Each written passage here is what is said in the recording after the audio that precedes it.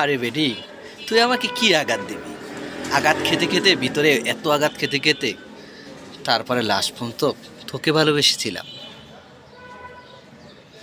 আর এই আঘাতের দিতে দিতে ভিতরে জলাজর্জা আঘাত হয়ে গেছে। আঘাত পেয়েও এখন শক্ত মন হয়ে গেছে। তুই চলে গেছে তো কি হয়েছে? আমার আমার কোনো চ্যাটের বাল ছিঁড়ছে? ছিঁড়ে নেয় আমার, কিন্তু ক্ষতি তোরই হয়েছে, আমার হয় নেই। আমি এরকম আঘাত পেতে পেতে আমার মন গেছে শক্ত হয়ে।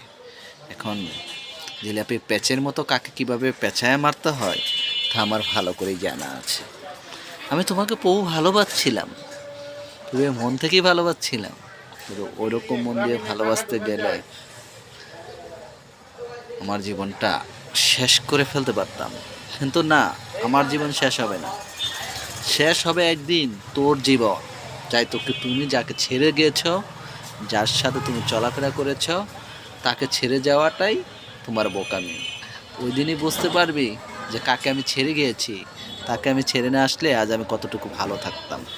হ্যাপিনেস প্রিয়।